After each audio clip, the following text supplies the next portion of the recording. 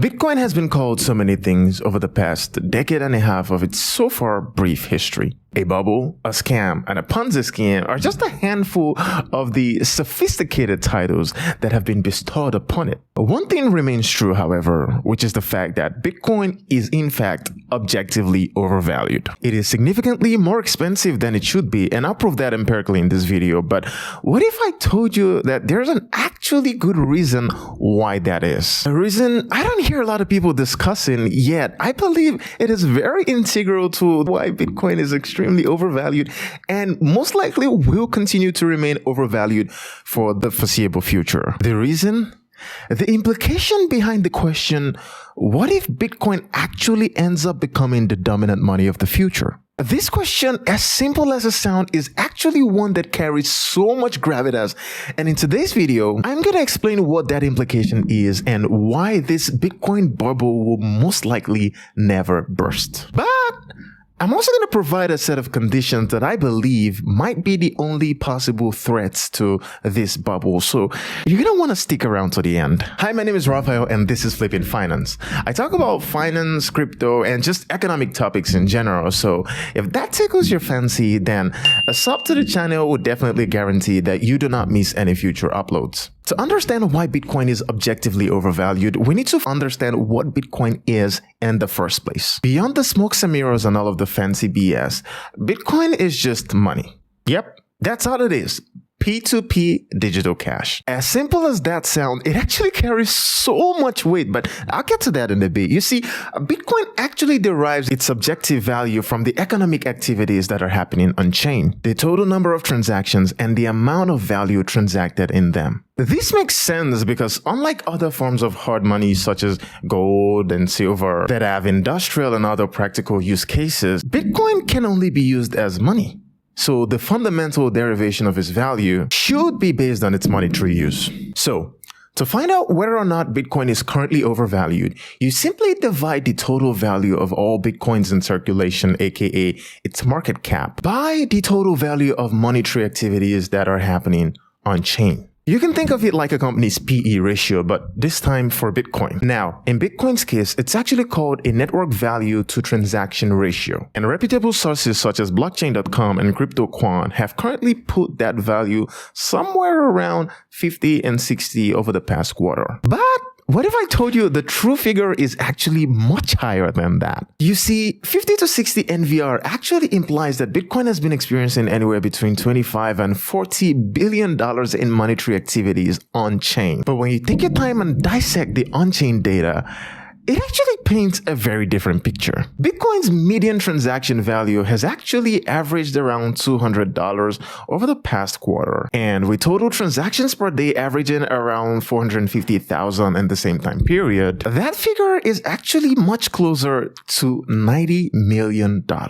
Yes, Bitcoin is only currently experiencing about $90 million worth of real-world economic activities, or as some will say, real-world actual everyday transactions. Now, the discrepancy between this on-chain value that I calculated and those that have been calculated by these reputable sources is the fact that they actually make use of the average transaction while making the calculations, as opposed to the median. And the problem with using the average instead of the median is the fact that a few billion-dollar back and forth movement between whale wallets can easily distort the data by skewing the average. This is very evident in the fact that this average Bitcoin transaction metric has actually hovered around $190,000 worth of transaction value, which makes no logical sense for obvious reasons. Now, a quick side note, some of those transactions are actually exchanges just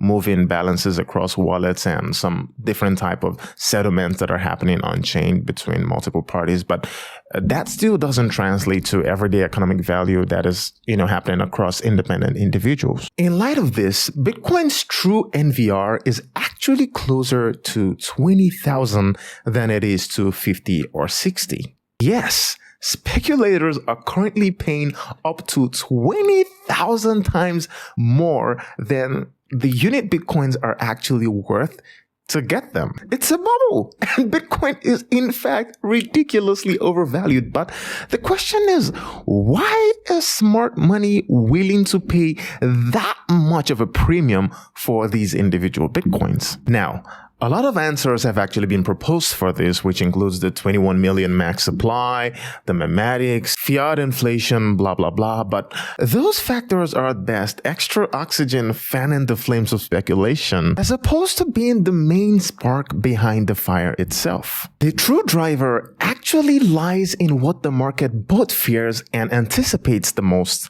about Bitcoin. A world where Bitcoin actually wins and becomes the dominant money. In a world like that, assuming economic expansion carries on in a rate similar to what we actually have today, the 21 million max supply of Bitcoin will simply mean that less Bitcoins will be required to purchase stuff as time goes on. A tuned down version of this phenomenon already manifests itself today, as whole Bitcoin units were actually required to make purchases using Bitcoin back in the Silk Road era. But nowadays, people are simply spending progressively reducing fractions of Bitcoin to purchase the same value of stuff. This is not just a theoretical concept. It's something that is actually already happening. The difference, though, is that Bitcoin is not yet the dominant money. Now, should Bitcoin become the dominant money in the future, economists fear that this can actually lead to something known as deflation. People will simply delay spending as much as possible on the knowledge that their money will simply be able to purchase even more stuff in the future, because things will always get cheaper against their Bitcoin. This may not be ideal for modern economies, but the conditions under which Bitcoin will end up rising to become the dominant money aren't ideal for modern economies either. Its censorship-resistant proof-of-work model allows it to be able to function as a neutral form of money across societies.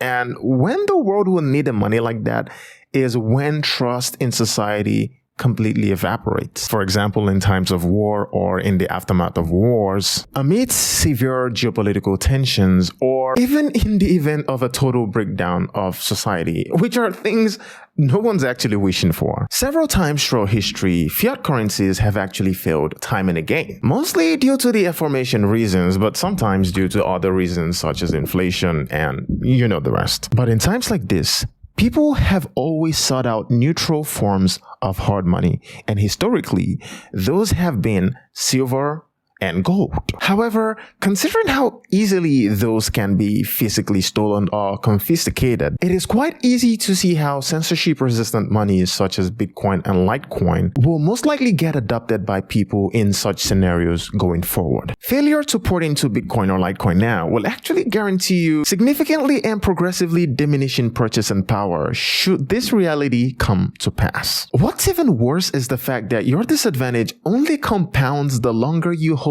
off the decision to make that switch. There will be a permanent upper class comprising of people who own majority of the Bitcoin supply. And even if there's only a 10% chance it succeeds, the current established elite class members of society do not want to take that risk of becoming part of this newfound lower class society that gets to battle for the scraps of Bitcoins. So now you know what smart money actually fears and why they are so willing to pay such ridiculous premiums for Bitcoin today. Now, there are conditions under which Bitcoin will not rise to prominence or become the dominant money. And those conditions are if society remains high trust and we never experience a total breakdown of society as a result of either war or severe geopolitical tensions, if fiat currencies around the world somehow manage to never fail, I mean, considering the current geopolitical situations and the fact that rampaging inflation has just eaten into people's livelihood over the years, it's very difficult to see how those two can actually survive long enough. But anyway, the third one, however,